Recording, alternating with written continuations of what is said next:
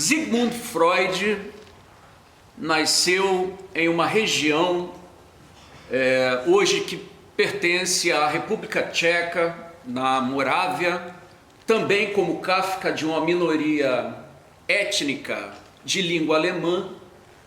Então, muito cedo ele vai para a Áustria e lá se forma em medicina, se especializa em neurologia. Veja, tudo isso que eu estou falando, evidentemente que você já sabe, mas para situar o nosso encontro, o nosso discurso, o nosso diálogo. Então, Freud, ele se exila a partir da perseguição do nazismo, né, do crescimento do nazismo na década de 30 e, acima de tudo, da ascensão de Hitler como chanceler do governo alemão. Os livros de Freud são queimados, razão pelas quais nós deveríamos lê-los. E Freud, então, com muito sacrifício, se exila com a família em Londres. A partir do seu câncer de mandíbula, falece, então, sem ver a devastação da Europa que se seguiu a partir da ascensão do nazismo. Porém, Freud viu a derrocada do estilo de vida ocidental, mais especificamente europeu, né?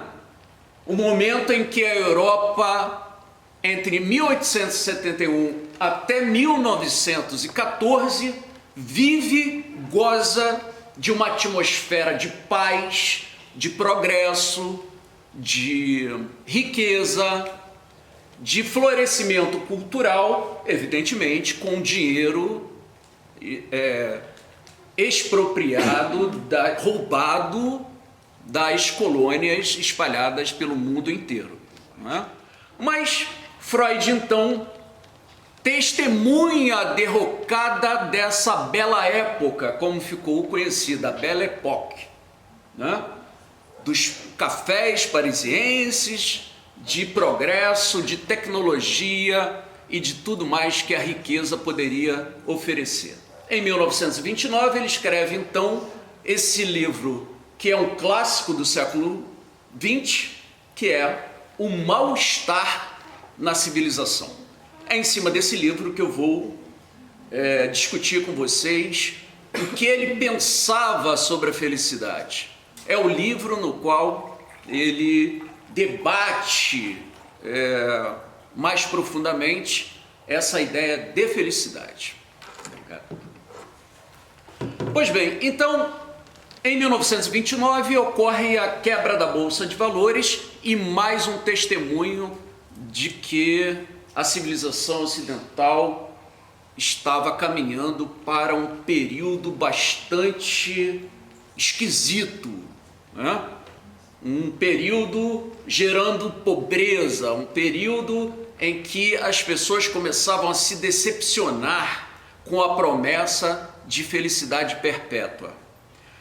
Isso antes é marcado pela Primeira Guerra Mundial, exatamente deflagrada em 14, e Freud, que tem os filhos, homens que vão para a guerra, ele inevitavelmente não deixa de estar atento a esses sentimentos horrorosos de medo, né, da morte que rondava, né, de muitos conhecidos que perderam os filhos, né, para uma guerra estúpida, como toda guerra é, não é verdade?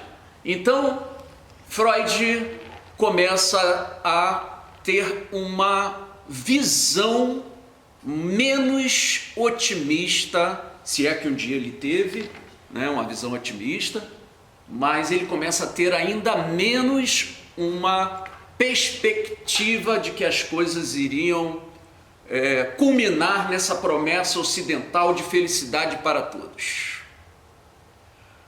O livro, evidentemente, vocês sabem, foi escrito na língua materna de Freud, com o título que é importante, né?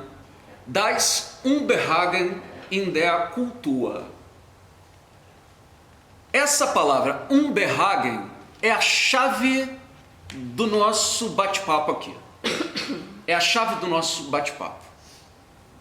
Então, vejamos, começamos com essa chave interpretativa, com essa hipótese interpretativa de que o título da obra já nos indica muita coisa. Então, veja, Unbehagen quer dizer insatisfação, descontentamento, desconforto. Sabe quando você entra num ambiente que você diz para a pessoa ao lado, poxa, não estou muito confortável aqui.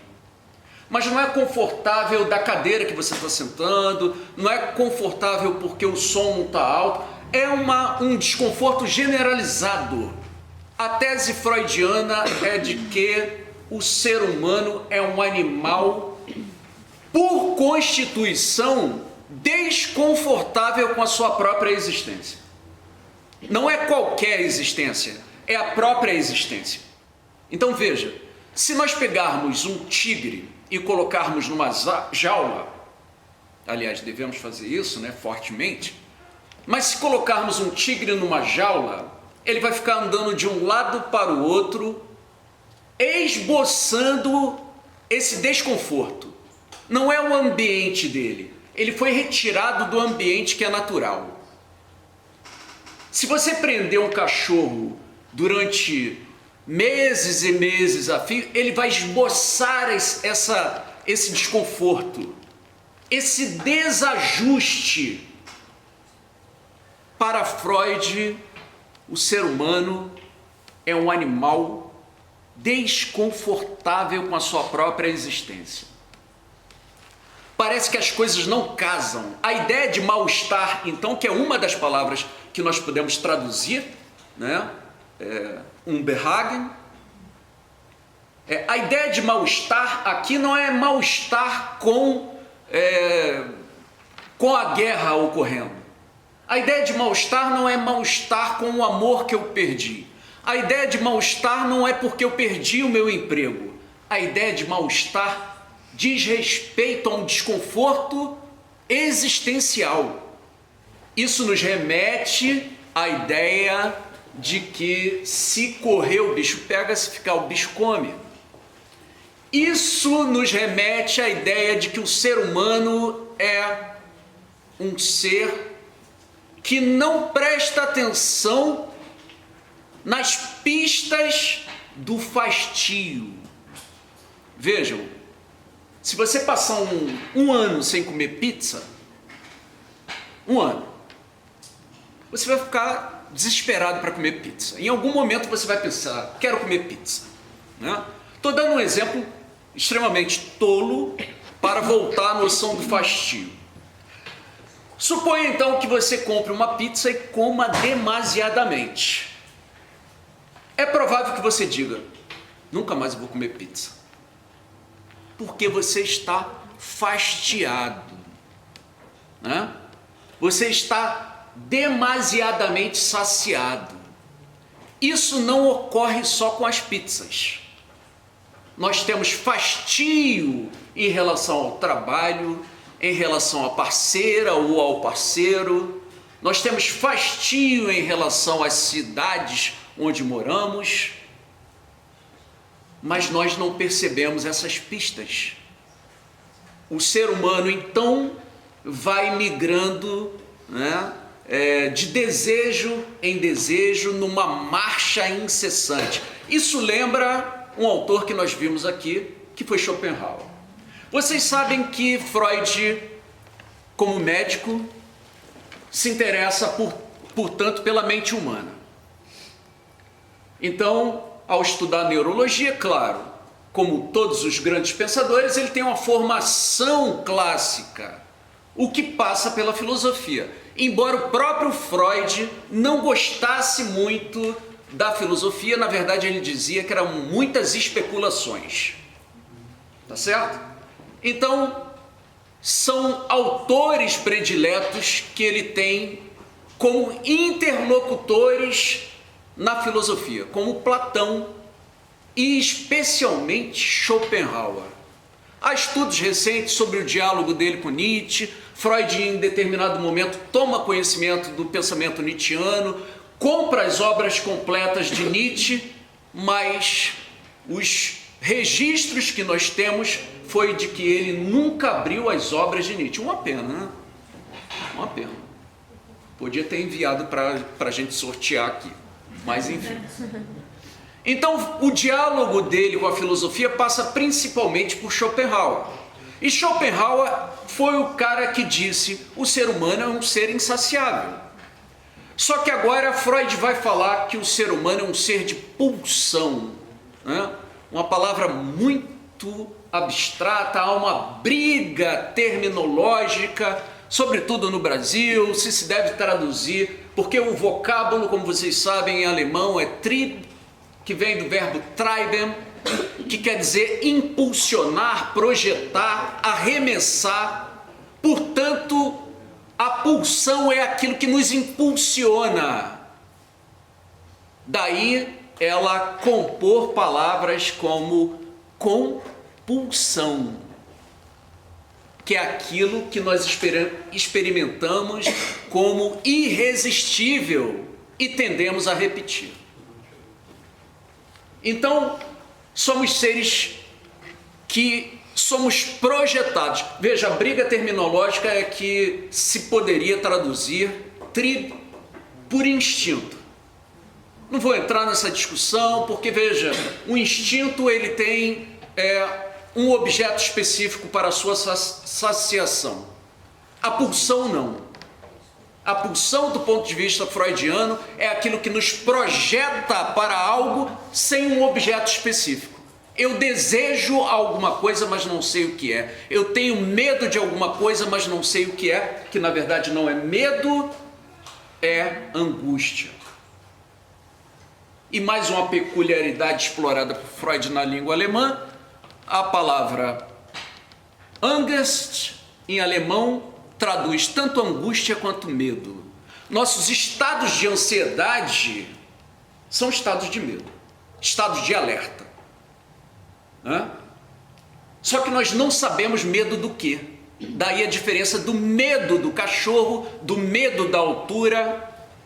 Os estados de ansiedade são estados de alerta que dizem: preciso me preparar contra alguma coisa que eu não sei o que é, mas que me ameaça, e isso me angustia.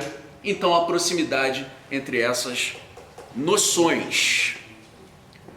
Tudo bem, então o mal-estar é essa noção, uma categoria existencial que aponta para o fato de que todos nós nos sentimos desconfortáveis diante da existência.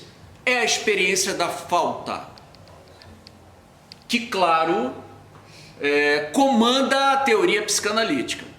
A experiência da falta, do buraco, daquilo que precisa ser preenchido e eu não sei exatamente o que. E aí começa esse drama humano, não é? Da infância, passando pela vida adulta, até o fim dos nossos dias, uma busca incessante por não sabemos bem o que, não é? Uma trajetória errante, feito Quixote, mas não sabemos exatamente para onde estamos. E aí é isso, né?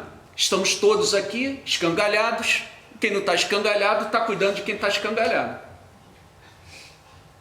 Tá certo? Isso tende a piorar e passa pela reflexão da filosofia acerca dessa noção interessantíssima que é a felicidade. Bom, como de costume, e dada a minha formação, eu vou lendo trechos da obra com vocês. Bom, uma das teses que Freud levanta na seção número 1 do livro Mal-Estar na Civilização é que somos seres de memória. Veja, nós vimos isso em Nietzsche. Não só somos seres de memória, mas aquilo que lembramos dói. E aí depois a gente precisa fazer terapia para lembrar sem doer. Tá certo? E passamos longos períodos para tentar lembrar ou esquecer sem doer. Então, Freud é, acima de tudo, um arqueólogo da mente humana. Ele faz essa analogia já no início ali, na seção 1 da obra, com a arqueologia da cidade de Roma. Freud era um cara que gostava muito de arqueologia, né, de objetos antigos que ele colecionava, e ele faz essa comparação com a mente humana. A mente humana é constituída por camadas. Quanto mais profundo nós mergulharmos, mais antiga será essa camada. Então ele diz lá, podemos tão só nos ater ao fato de que a conservação do passado na vida psíquica é antes a regra do que a surpreendente exceção. Então veja, o passado nos constitui de uma maneira ou de outra. O passado nos inclina de uma maneira ou de outra, nossas experiências, sobretudo para Freud, infantis, né? Nossas lembranças, aquilo que ficou para debaixo do tapete, por assim dizer, escondido de uma forma que nos fizéssemos sofrer menos. Então Freud é um arqueólogo dessa dinâmica entre as camadas mentais. É a forma mais simples de se falar de uma teoria extremamente complexa e que, claro, nós precisaríamos de anos discutindo os pormenores da teoria psicanalítica freudiana. De qualquer forma, gravem a ideia de que Freud é esse arqueólogo da mente humana, né? Que nunca para ele é rasa. Daí ele recuperar a expressão schopenhaueriana da psicologia das profundezas. Bom, ele, um pouco mais adiante, cita as palavras do maior escritor alemão, né, Johann Goethe, que disse uma coisa muito enigmática. Quem tem ciência e arte tem também religião. Quem essas duas não tem, esse tem a religião. Pois bem, por que Freud cita as palavras de Goethe acerca dessas três grandes áreas do ser humano, relevantes para o ser humano: a ciência, a arte e a religião? No nosso primeiro encontro eu mencionei que é quase impossível falar de felicidade ou infelicidade sem passar pela religião. Motivo pelo qual eu me demorei nas especulações de Kant a respeito do papel das crenças religiosas, especificamente, né, da religião cristã. Nós voltaremos então a essa citação, mas percebam, a ideia é que há alguma coisa nas ocupações científicas e artísticas que fazem com que esse mal-estar seja menor. Nietzsche disse certa vez: a vida sem a música seria um erro. Ou outra passagem do Zaratustra, que eu gostaria de ler com vocês, né? Só acredito num Deus que dança. Olha aí, é o resgate da arte. Mas não só, né? A ciência hoje, nessa atmosfera de negacionismo espalhada pelo país afora, a ciência sempre foi relevante para o ser humano. E isso não escapa ao olhar penetrante de Freud. Tanto a arte, quanto a ciência, quanto à religião. Qual é o papel dessas atividades, então, na felicidade humana ou nas desventuras humanas? Vamos ver. Vamos começar, então, com uma breve recuperação da teoria psicológica de Freud, né, que ele apresenta no livro brevemente, para falar sobre religião. Então, veja, para Freud, o nascimento é traumático. É uma ruptura. Lembremos que a palavra trauma em grego quer dizer ferida. Então, se temos feridas no joelho, no dedo, nas mãos, nós temos feridas na mente, na psique. Essas feridas podem cicatrizar, mas a cicatriz está ali para mostrar que um dia ela teve o seu processo. Então, a gente pega isso espalhado na obra freudiana, você lê na Interpretação dos Sonhos, que foi escrita em 1889, e ele disse, segura para nós publicarmos em 1900. E já lá na Interpretação dos Sonhos, veja, eu estou aqui privilegiando um livro de 1929, mas lá atrás Freud já dizia, o nascimento é traumático para o ser humano. E ele carrega isso na obra Moisés e o Monoteísmo. Ele vai replicar essa tese de que o nascimento, quer goste, quer não, quer se faça de uma maneira ou de outra, implica sempre uma condição existencial traumática. Ponto 2 da psicologia freudiana. Nossas crianças, as crianças humanas, são dependentes por um período assustador. Hoje, a neurociência estima que o sistema nervoso humano se desenvolve, vejam vocês, até os 22 anos. Eu não sei vocês, eu estou com 22, foi uma alegria descobrir isso, né?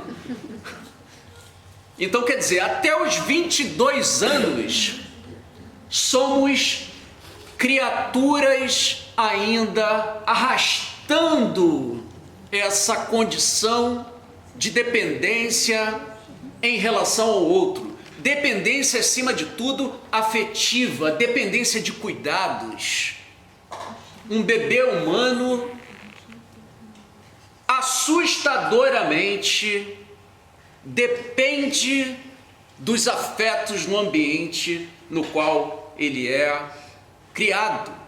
Chantagens, disputas com os irmãos, ciúmes, disputa por atenção dos pais.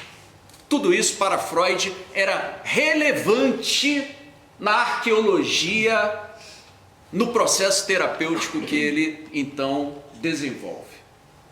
E que explica muito daquela grande questão filosófica, quem nós somos, não é isso? Bom, então, essa pelo menos é uma concepção freudiana. Evidentemente, veja, a ideia aqui é de que essa criança, ela precisa de ajuda para viver. Não é que nem um gnu na savana, um antílope, né? Então não é que nem um gnu, um antílope, uma zebra, que tem pouco tempo de dependência dos seus pais. O ser humano não, tem um prolongado período de dependência. Veja, e aqui não só dos pais biológicos, mas dos cuidadores de um modo geral, né? Bom, diz Freud lá, no Mal-Estar na Civilização. Veja, a questão que ele se pergunta é, qual é a fonte da religião? Por que então buscamos religiões? Ele vai indicar essa condição de desamparo originário né, desse desamparo infantil para dizer, é a partir disso que o ser humano desenvolve suas religiões, no plural. Vamos voltar a esse aspecto. Quanto às necessidades religiosas, parece-me irrefutável a sua derivação do desamparo infantil e da nostalgia do pai despertada por ele. Tanto mais que este sentimento não se prolonga simplesmente desde a época infantil, mas é duradouramente conservado pelo medo ante o superior poder do destino. Eu não saberia indicar uma necessidade vinda da infância que seja tão forte quanto a da proteção paterna. Veja, há uma grande discussão aí, né, do machismo entranhado, não só no discurso freudiano, mas na época no qual ele viveu. Há um longo debate sobre isso, eu não quero me posicionar acerca disso. Em certo momento eu acho um anacronismo, né, projetar os nossos problemas em uma época em que isso não era problemático do ponto de vista intelectual, não estou dizendo do ponto de vista social, né? Porque sempre foi problemática a opressão feminina, evidentemente, né? Mas não quero me posicionar acerca disso. Então, quando ele fala da nostalgia do pai, ele está falando efetivamente de uma figura masculina.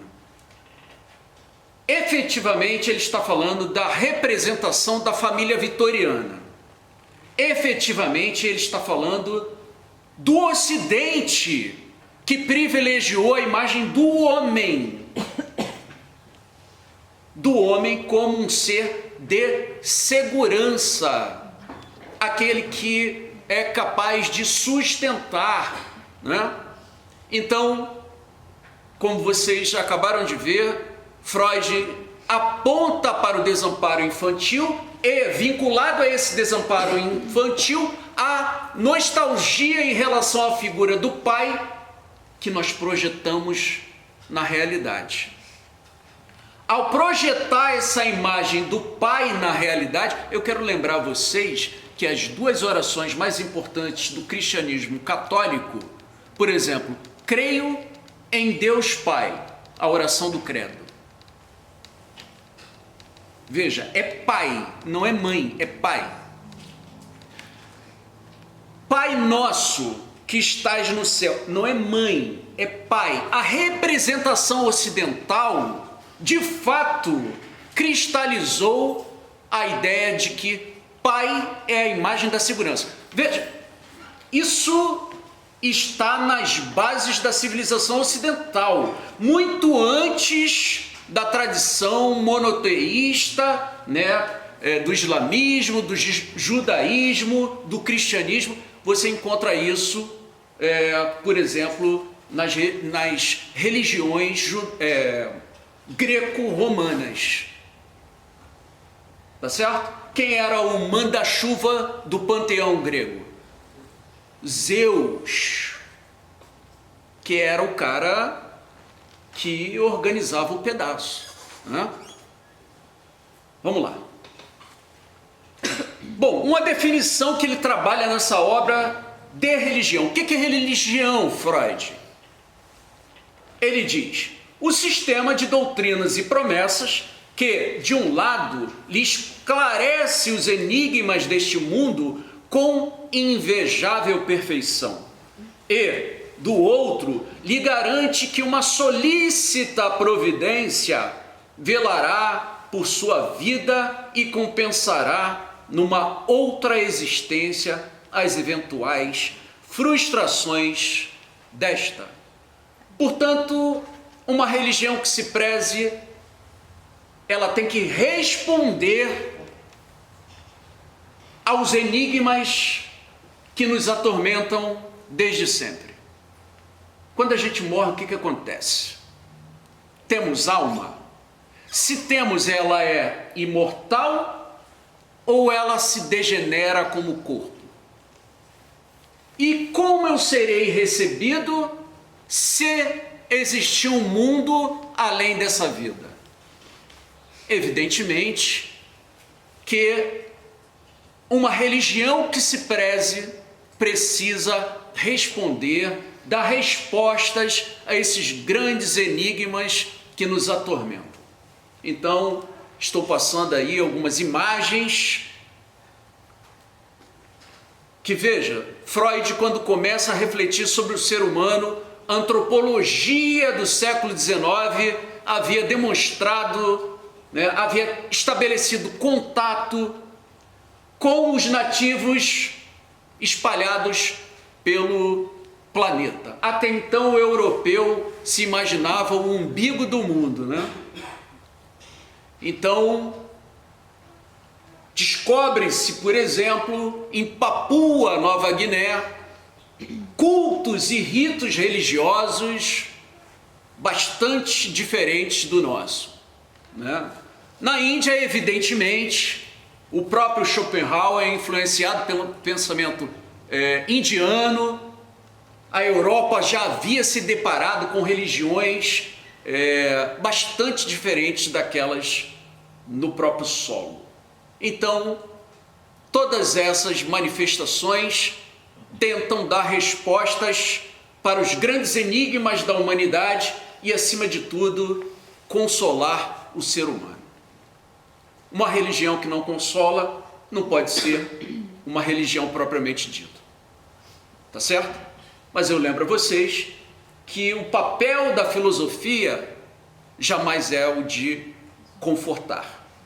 Pelo contrário, é o de desestabilizar, incomodar. Gilles Deleuze, filósofo francês, falecido em 95, na verdade ele cometeu suicídio, ele dizia que a filosofia ela é feita para entristecer. Uma filosofia que não entristece não é uma boa filosofia. Então, beleza. Vamos lá. Essa providência, veja, a palavra em alemão, para desamparo, Hilflosigkeit, quer dizer literalmente sem ajuda.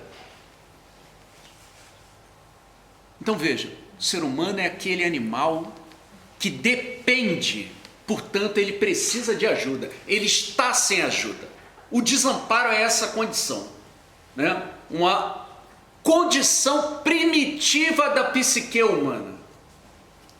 Bom, sob a providência divina, diz Freud, essa providência o homem comum só pode imaginar como um pai grandiosamente elevado. Apenas um ser assim é capaz de conhecer as necessidades da criatura humana, de ceder a seus rogos e ser apaziguado por seu arrependimento. Então, o que eu havia mencionado. Essa é uma figura de Zeus, pai. Essa é uma imagem, tá lá na Capela Sistina, conhecidíssima, do Deus abraônico, pai.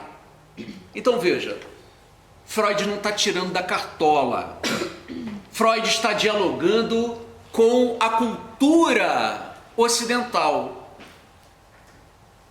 E claro, o século XIX é tomado na Alemanha pela ideia de que as religiões, primeiro a partir dos resultados da antropologia, segundo pelas reflexões em cima dos textos antigos, principalmente os textos religiosos, A Alemanha é tomada, invadida pela ideia de que os deuses são projeções humanas. Começa com Schopenhauer, você encontra a mesma ideia em Ludwig Feuerbach, e depois, no Futuro de uma Ilusão, obra freudiana de 1927, a qual ele retoma nessa passagem do mal-estar na civilização. Os deuses são projeções dos anseios humanos. Isso é Freud. Não é Kant, não é Nietzsche, não é Schopenhauer. Não é Tomás, não é Santo Agostinho. Né? Então tem para todos os gostos. Freud, portanto, olha para a mente humana e diz: em face da nostalgia do pai, ligada ao desamparo infantil, o ser humano olha para as forças da natureza e projeta seu medo, sua angústia, seus desejos. Quer desejo mais bonito do que morrer e ser acolhido? Não pode ter, né? Então, tudo isso é tão claramente infantil. Veja, uma aluna minha, do semestre passado, ao ler essa passagem do mal-estar na civilização, ela ficou profundamente chateada. Primeiro eu quero dizer para vocês, não fiquem chateados comigo, fiquem chateados com Freud. Em segundo lugar, eu quero dizer para vocês que o adjetivo infantil aí não quer indicar um menosprezo, quer dizer que tem origem na infância. Tá certo?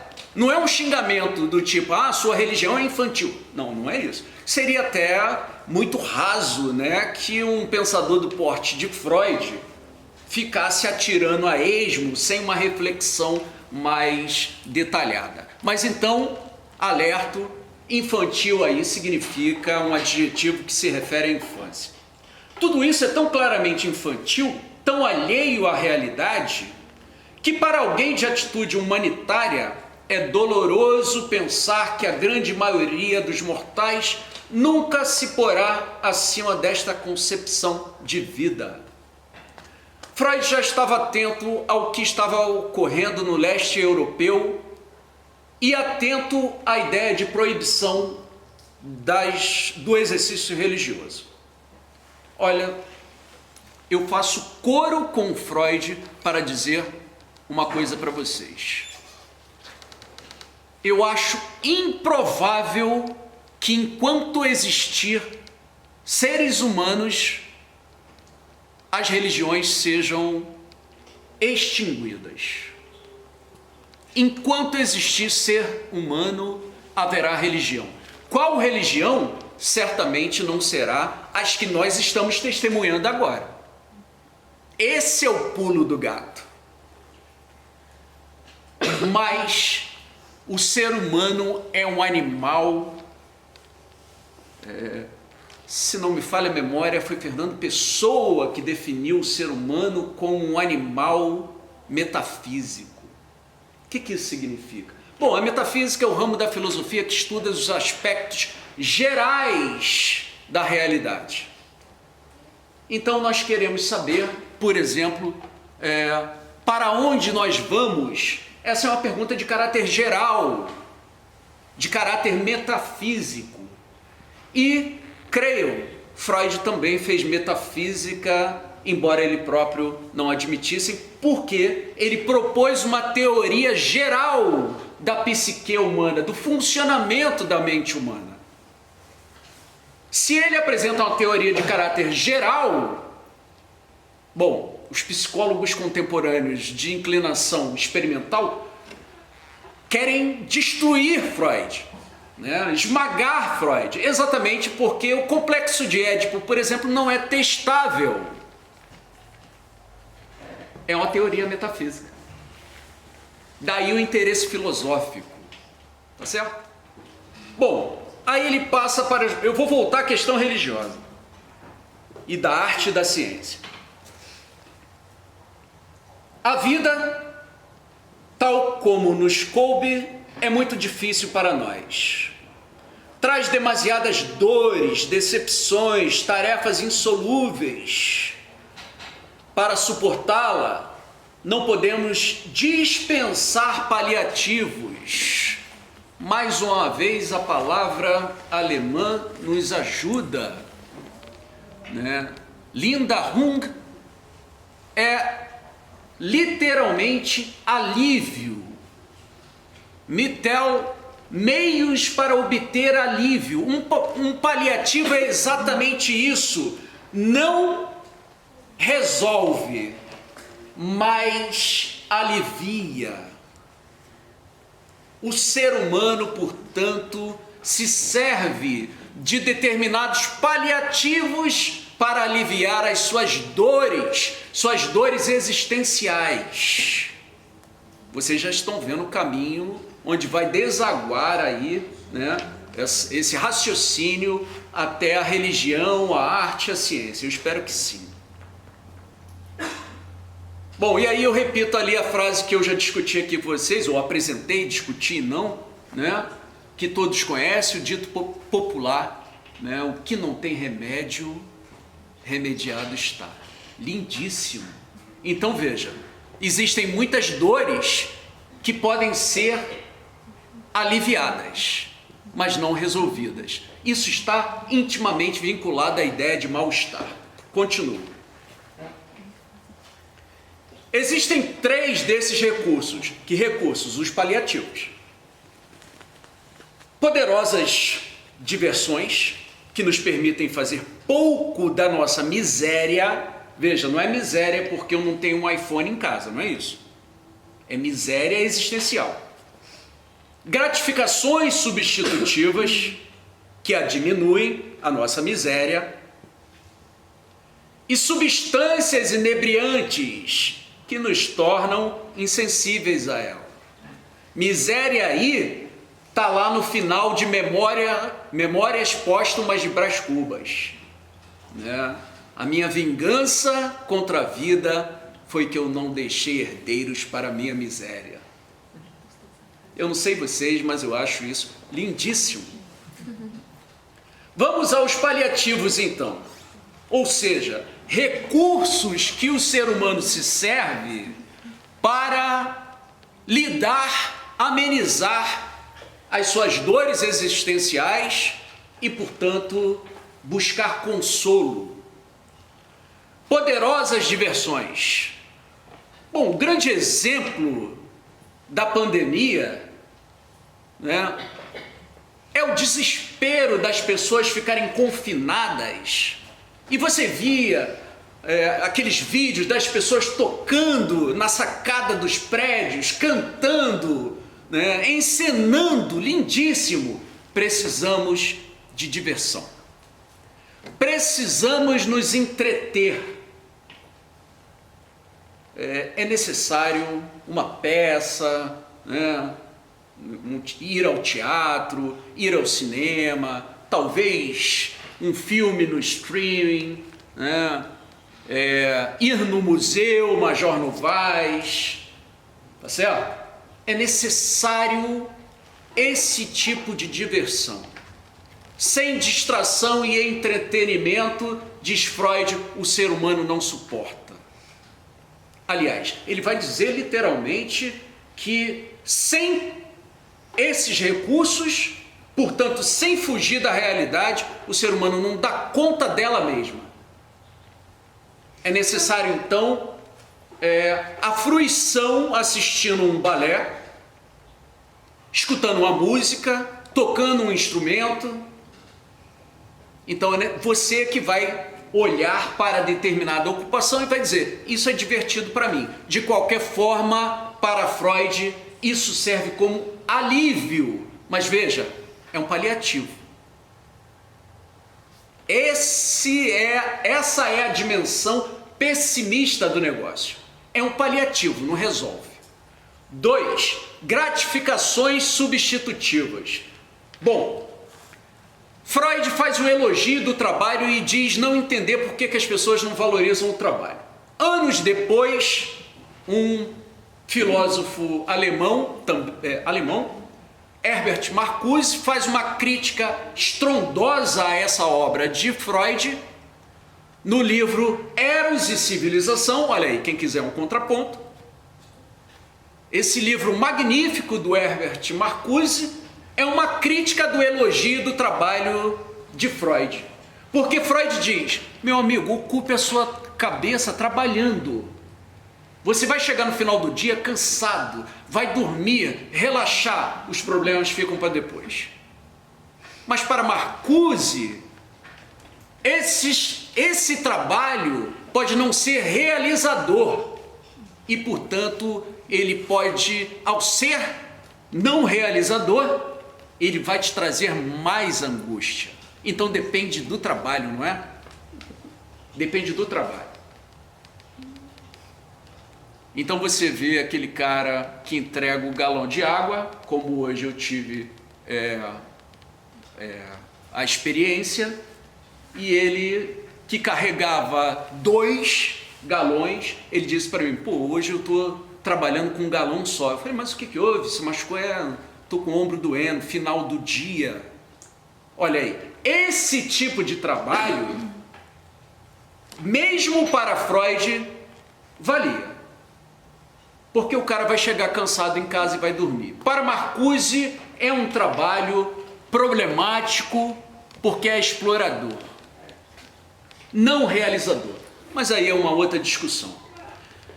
Bom, vocês já devem ter, principalmente quem é da área psi, escutado o termo sublimação, né?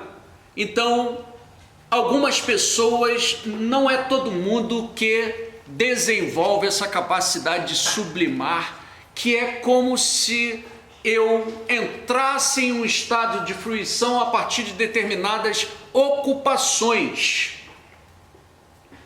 Então, os problemas se tornam menores quando eu pinto um jarro e faço isso com gosto.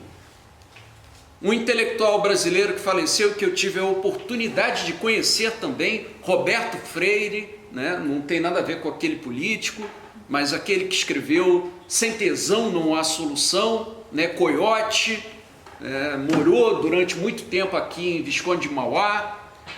Roberto Freire falava exatamente isso. A chave da vida está no tesão.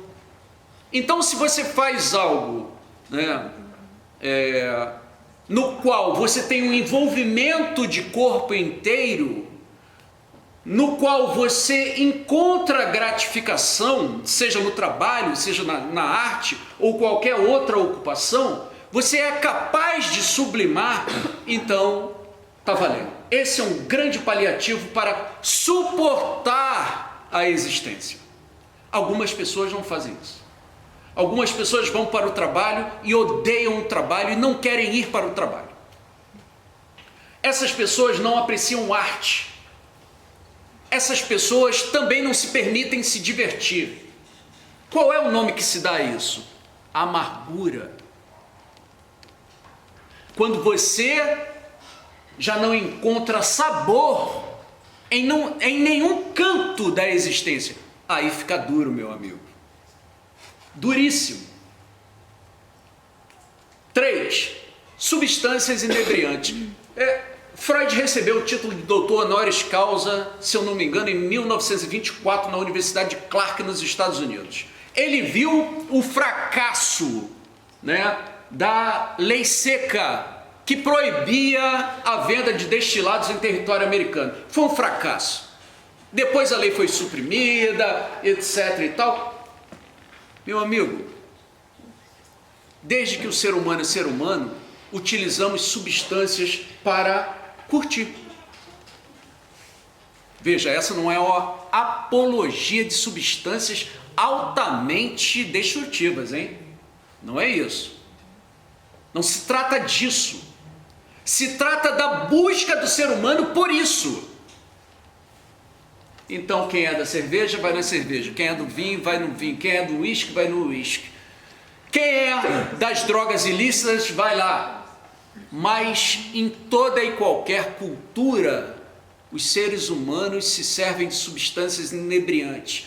Por quê? Responde Freud. Porque é um paliativo. Alivia.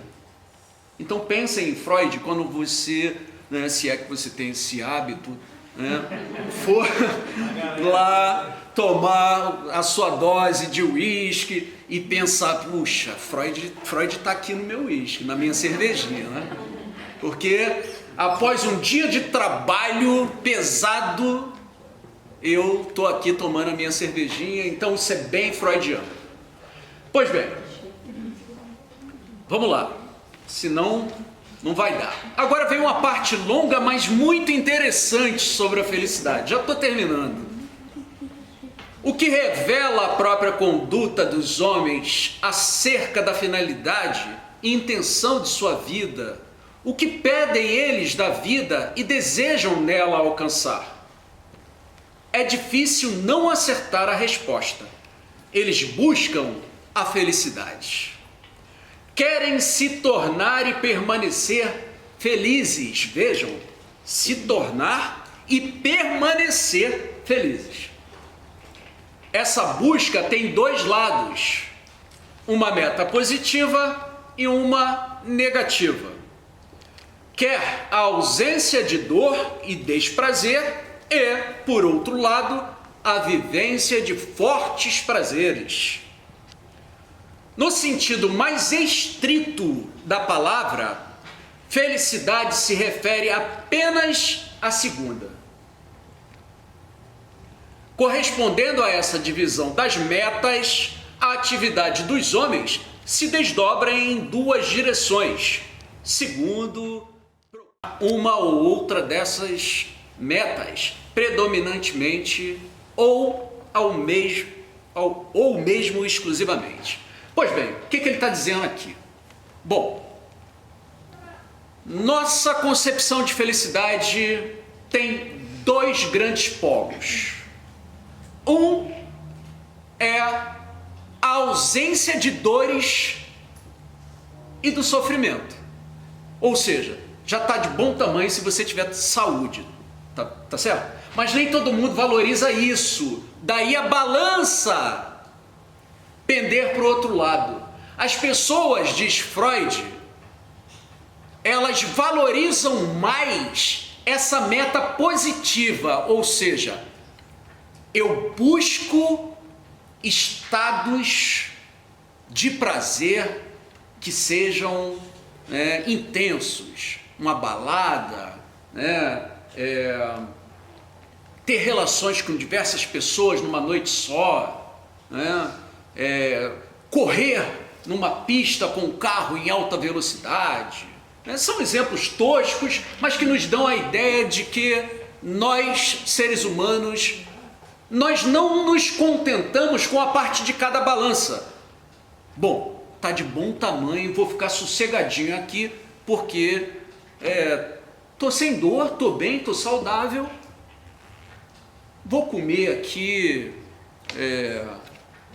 o meu miojo, vou comer o meu miojo, vou ficar em casa assistindo o Faustão. Olha que coisa tétrica, horrorosa. Mas enfim, o ser humano não valoriza esses estados no qual ele tem ausência de dor, ausência de sofrimento. Claro, não é do ponto de vista geral, mas a tendência, diz Freud, é que as pessoas valorizem o outro lado da moeda, o outro lado da balança, melhor dizendo. Então, não é suficiente ter ausência de dor, mas será suficiente se amanhã eu encontrar um grande amor. De preferência igualzinho às comédias românticas. Lindo, né? Onde tudo termina igualzinho como os contos de fadas. Que lá na Idade Média os caras já indicavam, olha, isso é do plano da fantasia. Mas, diz Freud, é essa a balança que pende nessa equação sobre a felicidade. Eu vou terminar a aula de hoje, o encontro de hoje, falando do Fausto. As pessoas têm uma dificuldade muito grande de aceitar a perda, de entender que a vida é um processo contratual. Não há como ganhar tudo. Há um pacto não dito com a existência. Eu dou algumas coisas mas perco outras. E disso parece não temos escapatória. Pior para aqueles que não admitem que pode perder. Veja, perder qualquer coisa. Voltaremos a isso a respeito do Fausto. Freud. Como se vê, é simplesmente o programa do princípio do prazer. Freud, em determinado momento da carreira dele, principalmente no início dos anos 20, ele vai levantar a hipótese de que o funcionamento psíquico é basilado por dois princípios básicos. O princípio do prazer, que nos projeta a buscar estados satisfatórios, e o princípio de realidade, que, por assim dizer, impõe desde criança os limites a esse programa em busca de satisfação. Então, nós crescemos sempre com a realidade nos corrigindo. Não podemos tudo. E seria até devastador para o organismo se tentássemos obter prazer ilimitado. Então, o princípio de prazer é isso, que estabelece a finalidade da vida. Este princípio domina o desempenho do aparelho psíquico desde o começo. Não há dúvidas quanto à sua adequação, mas seu programa está, olha que coisa poética, em desacordo com o mundo inteiro, tanto o macrocosmos como o microcosmos. É absolutamente inexequível. Todo o arranjo do universo o contraria. Podemos dizer que a intenção de que o homem seja feliz não se acha no plano da criação. Veja, quero ser feliz. Então olhamos para os céus e consultamos o horóscopo. E o horóscopo vai dizer que eu vou me dar bem nesse semestre. Agora vem cá. O que tem a ver as luas de Saturno com o destino dramático do ser humano? É isso que Freud está dizendo. O universo está em desalinho com os nossos desejos mais íntimos. Então eu deito na minha cama e penso, puxa, amanhã vai ser aquele dia maravilhoso, sensacional. Pode até ser. Bom para mim, bom para você. Mas o que ele está dizendo é que esse anseio não vai ser corroborado pelo estado frio do espaço sideral. Veja, recentemente eu vi uma foto que eu tive a oportunidade de mostrar para vocês, aqui a Voyager 1, né? Tirou uma foto passando por Saturno do planeta Terra. Essa foto chegou então às mãos do astrônomo Carl Sagan, que a nomeou de, estou repetindo aqui, né? O pálido ponto azul. Hoje nós sabemos que Saturno, ele próprio, é um pálido ponto no universo se comparado com a magnitude de estrelas mais distantes e, acima de tudo, com os buracos negros. Ou seja, é difícil não pensar como um primata numa rocha que nem é totalmente sólida se acha senhor desse universo. É surpreendente. Então, a felicidade de um indivíduo ao deitar na sua cama está em desacordo, de acordo com Freud, em desalinho com o arranjo do universo. De tal modo que esse projeto de felicidade, ele não é executável. É isso que ele está dizendo aí, ó. Inexecutável, não posso executar, inexequível. em algum momento vou me frustrar. E quanto maior a ideia de felicidade, aí é o bordão popular, maior o tombo, não é? Aquilo que chamamos felicidade, no sentido mais estrito, qual é o sentido mais estrito, hein? É a busca por prazeres, fortes prazeres. Esse é o sentido estrito que ele mencionou. Não é aquele negativo da ausência de dor e de sofrimento, que já seria suficiente para o sujeito dizer, opa, mais um dia sem dor nos joelhos, na coluna, de cabeça, etc. e tal. Aquilo que chamamos felicidade, no sentido mais estrito, vem da satisfação repentina de necessidades altamente represadas. E por sua natureza, é possível apenas como fenômeno episódico.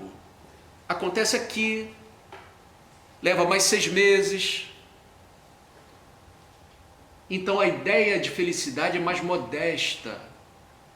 Se confunde aqui com a ideia de estados de espírito de alegria. Hoje eu estive alegre. Ponto. Valeu a vida. Amanhã já não sei. Quando uma situação desejada pelo princípio de prazer tem prosseguimento, isto resulta apenas em um morno bem-estar. Somos feitos de modo a poder fruir intensamente só o contraste, muito pouco o estado. É por isso que de vez em quando os casais dão uma chacoalhada na relação, não é? Porque o morno, já sabe, então tem que dar uma chacoalhada de vez em quando, porque é o contraste que vai nos dar uma ideia de alegria.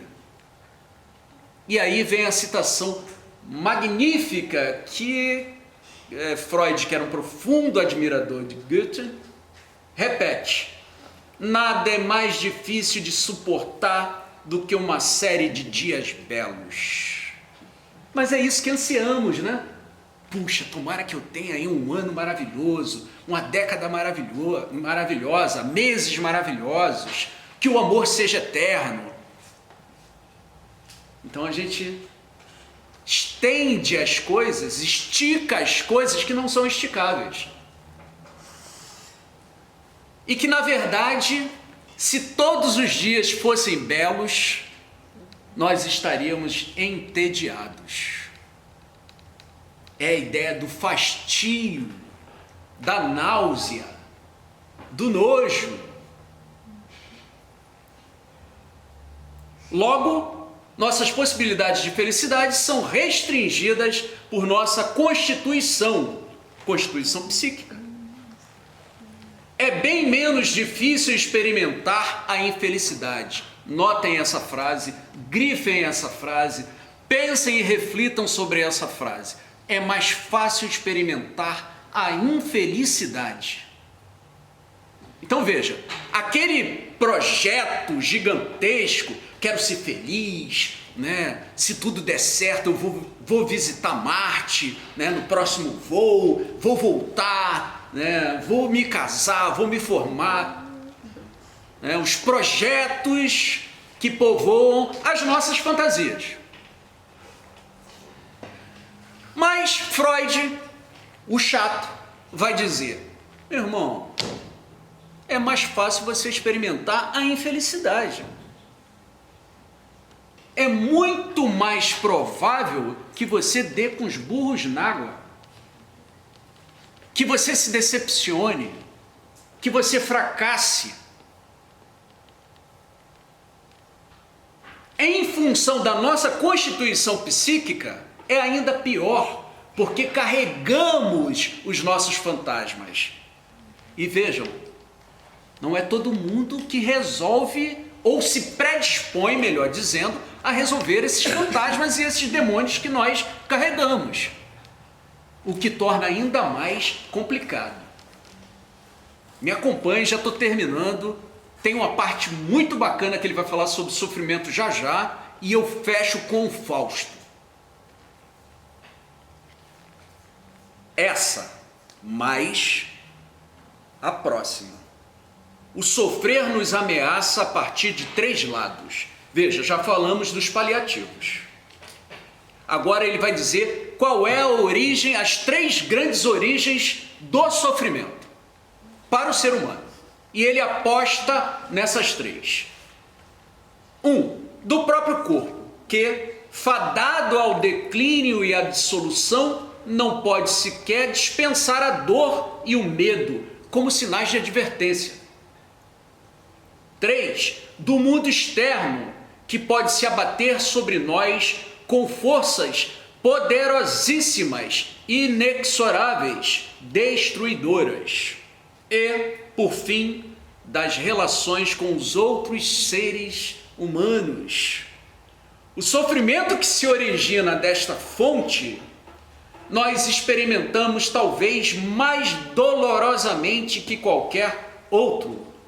Tendemos a considerá-lo um acréscimo um tanto supérfluo, ainda que possa ser tão fatidicamente inevitável quanto o sofrimento de outra origem. Então veja que coisa valiosa para refletirmos. Olha, eu quero lembrar vocês o seguinte: em filosofia, quem passa a idolatrar pensador, deixa de ser filósofo para ser religioso. Nós, na faculdade de filosofia, somos treinados a exatamente apontar os erros do outro filósofo. Então, não valeria essa noite se vocês não esmagassem esses pensadores, remoessem esses pensadores, né, ao invés de idolatrá-los. Mais uma coisa muito interessante, esse cara fala sobre as 3 grandes fontes do sofrimento. 1. Vou começar com o mundo. Vejam, as pessoas morrem de medo de uma tempestade de verão quando começam os trovões. E não é por menos.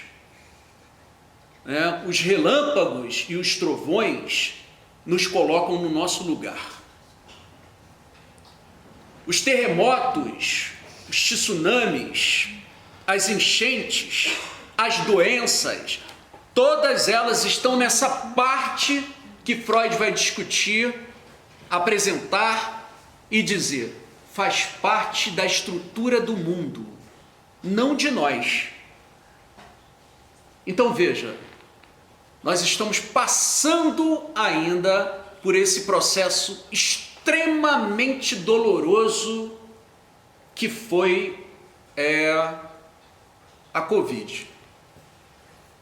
Um processo extremamente doloroso ao qual nós nos curvamos em função de um ser minúsculo, em função de um vírus, em função de uma força da natureza. Então é isso que Freud está falando.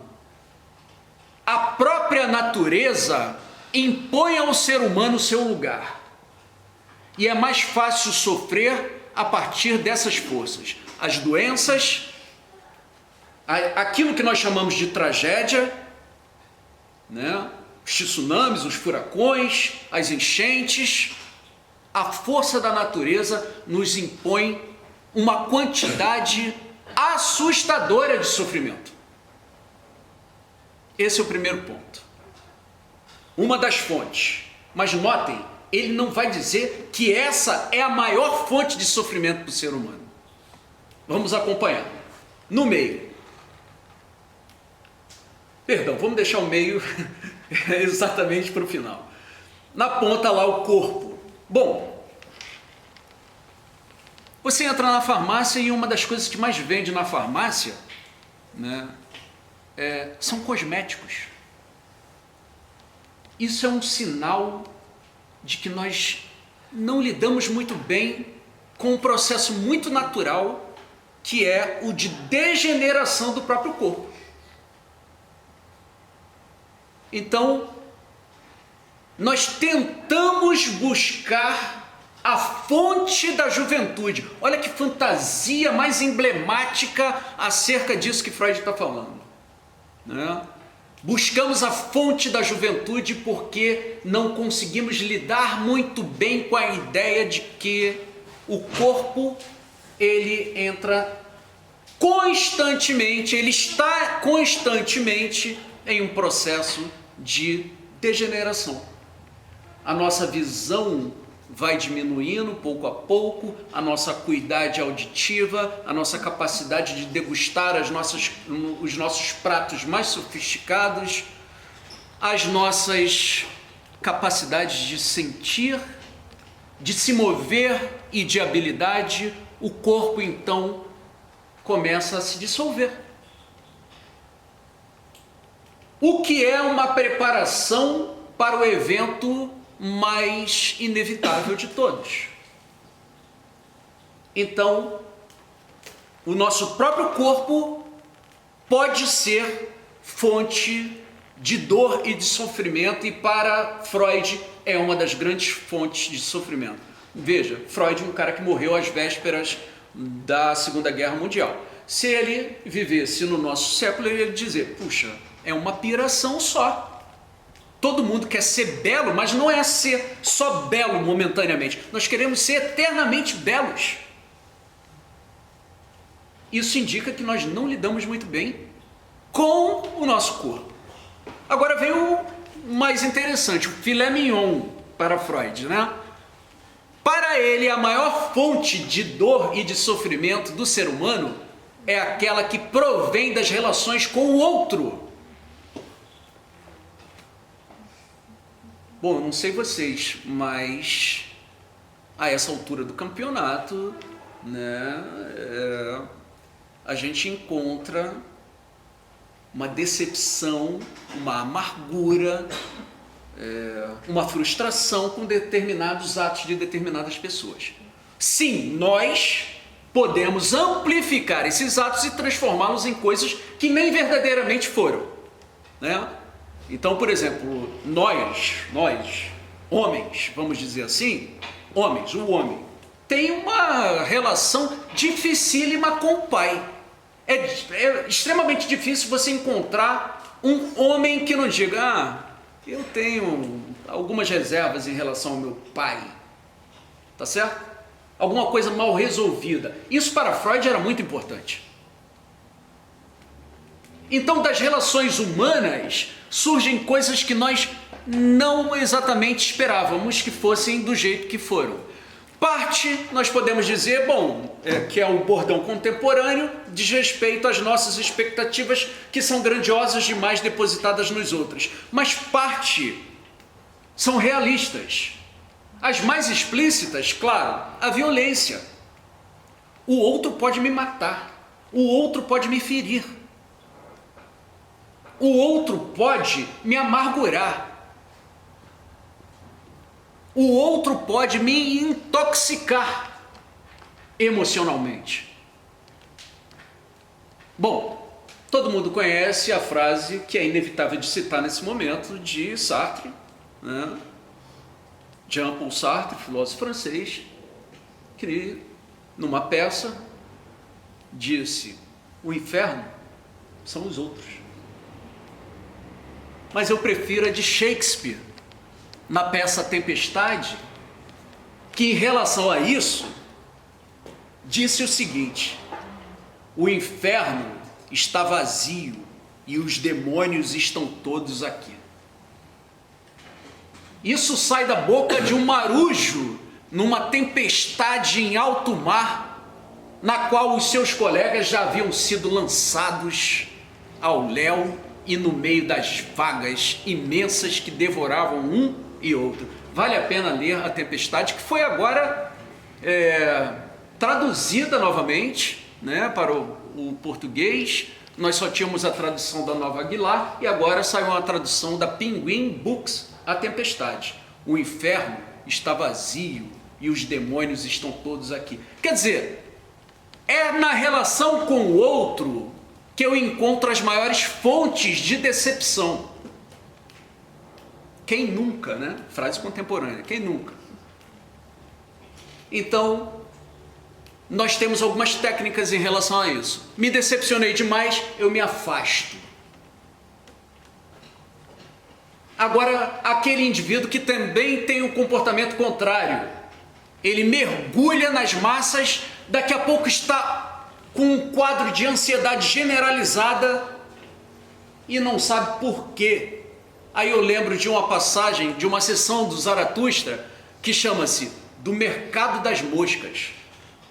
Veja, para dar um gostinho para vocês para o próximo curso.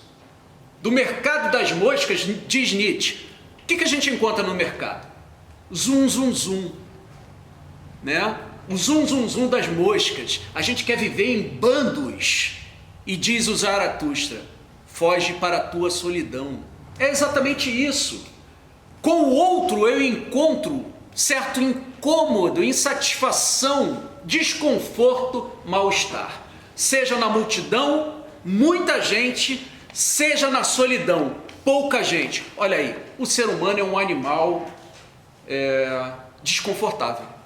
Eu me sinto desconfortável na extrema solidão, eu me sinto desconfortável no meio da multidão. Hoje se serve muito do conceito de poluição emocional. Então, vale a pena aí a recomendação do Zaratustra. Muito bem, e o amor eu vou deixar para o penúltimo slide, porque Freud não vai deixar escapar o amor sexual romântico nessa equação, né? Se a relação com o outro é fonte de sofrimento, com o pai, com a mãe, com os filhos, com os primos, com os tios, com os avós, com os amigos, com os colegas de trabalho, com os vizinhos, se tudo isso é fonte de sofrimento, e o amor? Cenas para os próximos capítulos. Não é de admirar que, sob a pressão destas possibilidades de sofrimento, os indivíduos costumem moderar suas pretensões à felicidade. Se alguém se dá por feliz ao escapar à desgraça e sobreviver ao tormento, se em geral a tarefa de evitar o sofrer impele para segundo plano a de conquistar o prazer. Moral da história: com a experiência, a gente passa exatamente a se proteger de determinadas situações, né? E é bom que isso ocorra, é bom que a gente saiba, é bom que a gente busque os nossos refúgios, mas é bom também que a gente se aventure, não é verdade? Vou correr que o tempo já esgotou, só falta mais 2. A reflexão ensina que podemos tentar a solução dessa tarefa por caminhos bem diferentes. Todos eles foram recomendados pelas escolas de sabedoria de vida e foram trilhados pelos homens. A satisfação irrestrita de todas as necessidades se apresenta como a maneira mais tentadora de conduzir a vida, mas significa pôr o gozo à frente da cautela, trazendo logo o seu próprio castigo. Então, ele recupera, claro, veja, eu estou correndo, falando de uma obra muito densa, o mal-estar, ele tem como interlocutores também as escolas antigas, né? Sobretudo do período helenístico, onde os caras apontavam caminho para evitar, por meio de certas condutas, sofrer mais, etc, etc, etc. Mas uma coisa ele já alerta: esses indivíduos que se apressam em vivenciar situações de forte prazer, o que tem a ver com o nosso contemporâneo imediatismo, esses indivíduos colocam o carro na frente dos bois. Então ele recupera a ideia de prudência. E isso a gente só adquire, infelizmente, com o tempo. Seria bom que aos 13 anos a gente tivesse prudência. Bom, e agora o amor e depois o Fausto. Vou ler. Veja, a frase grifada lá é frase para Facebook hoje à noite, hein? Vou ler. Estou falando, claro, daquela orientação de vida que tem o amor como centro, que espera toda a satisfação do amar e ser amado. Essa atitude psíquica é familiar a todos nós. Uma das formas de manifestação do amor, o amor sexual, nos proporcionou a mais forte experiência de uma sensação de prazer avassaladora. Quem nunca, né? Dando-nos assim um modelo para a nossa busca da felicidade. Nada mais natural do que insistirmos em procurá-la, no mesmo caminho em que a encontramos primeiro. O lado frágil dessa técnica de vida é patente. Senão, a ninguém ocorreria abandonar esse caminho por outro. Nunca estamos mais desprotegidos ante o sofrimento do que quando amamos. Nunca mais desamparadamente infelizes demos o objeto amado ou seu amor. Veja, num primeiro momento ele fala do amor de um modo geral, e ele cai para aquele modelo de amor, né? O amor romântico, no qual nos sentimos energizados, nos sentimos potencializados, nos sentimos produtivos, nos sentimos criativos. O estado, portanto, de amar, pelo menos nos primeiros dias, o estado de amar nos coloca, então, energizados, dispostos a viver uma vida intensa, uma vida realizadora. Mas aí vem a tal da contrapartida, né? Freud colocando balde de água fria nas nossas cabeças, né? O amor nos coloca o seguinte cavalo de Troia, a seguinte armadilha. Uma hora a gente cai do cavalo. E é nesse momento que nos sentimos extremamente fragilizados, extremamente desamparados. Eu lembro uma vez, conto isso sempre, rapidamente, a história antes do Fausto, apaixonado por uma menina, fazíamos faculdade juntos, eu morava em Ipanema, ela em Jacarepaguá, Kátia é o nome dela, e ela me dava carona porque era caminho. Num belo momento, a gente namorando, feliz da vida, entusiasmado, energizado, a Kátia para na Vieira Soto, uma via que não pode parar, e diz: acabou. Eu pensei, meu Deus, você está brincando, é uma pegadinha. Olha, acabou, não dá. Mas por quê? E o pessoal buzinando atrás. Não dá, desci. Primeiro momento, sentei no meio-fio. É o desamparo.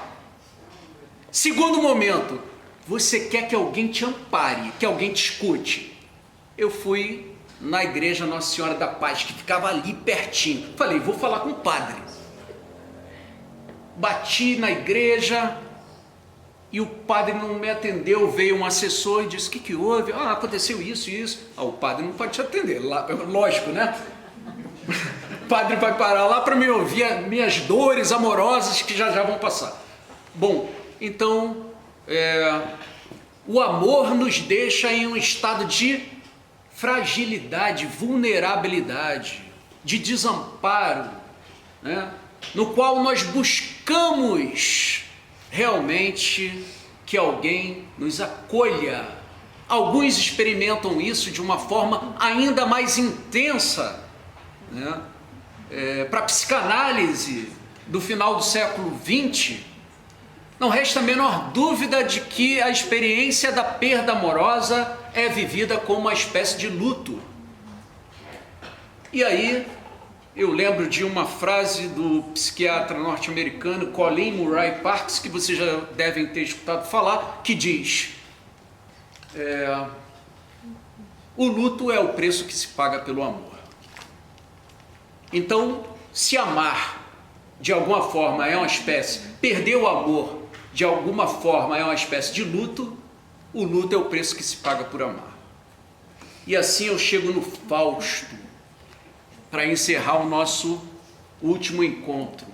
Vocês sabem que a lenda do doutor Fausto, que é um cara que queria tudo, ele queria todo o saber, ele queria o maior amor, o melhor e mais eterno, ele queria saber de tudo, ele queria ser bem-sucedido e ter conforto. Essa lenda foi explorada por grandes escritores, inclusive Guimarães Rosa, em Grande Sertão, Veredas, mas lá na Alemanha, pelo próprio Goethe, no livro Fausto, e depois por Thomas Mann, no Doutor Fausto. Se bem que no caso de Thomas Mann, esse pacto que é feito entre Fausto e o demônio é feito pelo povo alemão em relação ao nazismo. Mas a ideia que perpassa isso daí é de que o pacto de Fausto com o demônio para receber aquilo que ele tanto deseja, em parte expressa a própria existência. Nós somos criaturas que não gostamos de perder. Perder no amor, perder o emprego. Nós não gostamos de perder. Mas tem algumas pessoas que gostam muito menos de perder. Elas são gulosas e vocês devem conhecer pessoas assim. Essas são as que mais têm a alma devorada pelo demônio. É um pacto, é um contrato entre mim e a minha própria existência. Eu quero muitíssimo agradecer a todos vocês pelas saborosas noites no Museu Major Novaes. Muito obrigado.